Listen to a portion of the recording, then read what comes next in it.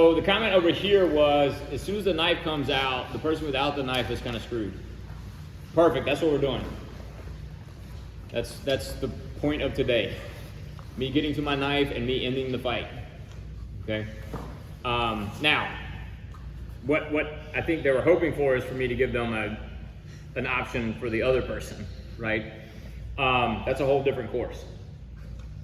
You're going to use a lot of the same things, but the mindset, the mentality is something different.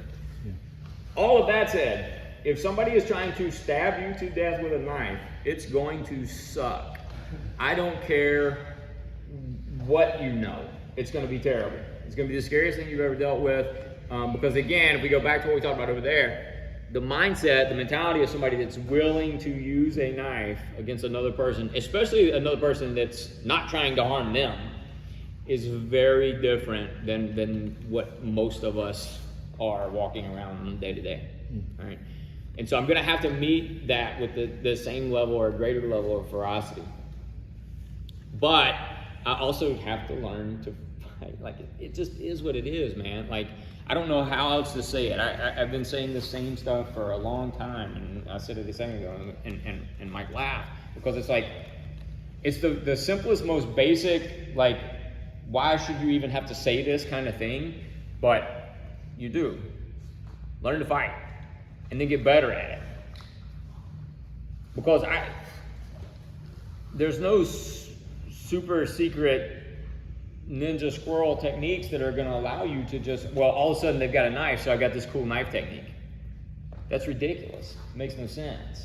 You know, you can't fight another human being that is unarmed and now they got a knife and you're good to go. Like, how does that make sense? Now they got a gun, you're good to go, because I got my gun technique, I got my knife technique. Techniques work, techniques don't work. Principles remain. And so you need to learn to fight based on concepts, principles, tactics. Are there techniques involved? Yes. But when those techniques fail, and they will, you have to have something to back that up. You just move on to the next thing. Okay? It's like when we talk about what's better, overhooks or underhooks, the one that I have. I don't care what your favorite is. It doesn't matter. Because if it's not there, and you're hyper fixated on that thing, you're getting your ass beat the whole time you're trying to get it. Learn to fight. That's first. Number one, learn to fight. Everything else comes after that.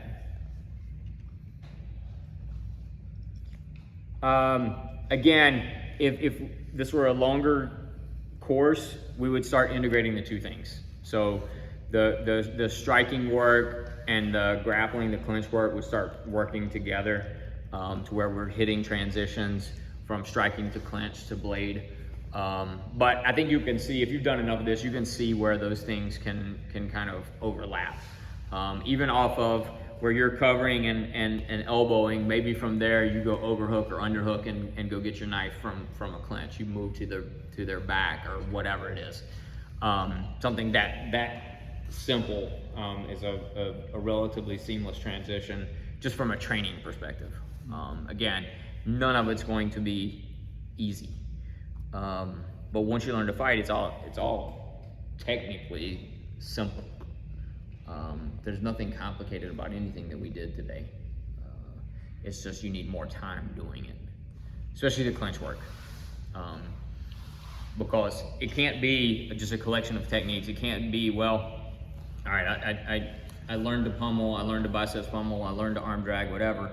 But if those things are never like put together, and there's no push, pull, there's no resistance, there's no competition, then they're just a collection of techniques that'll never actually mean anything.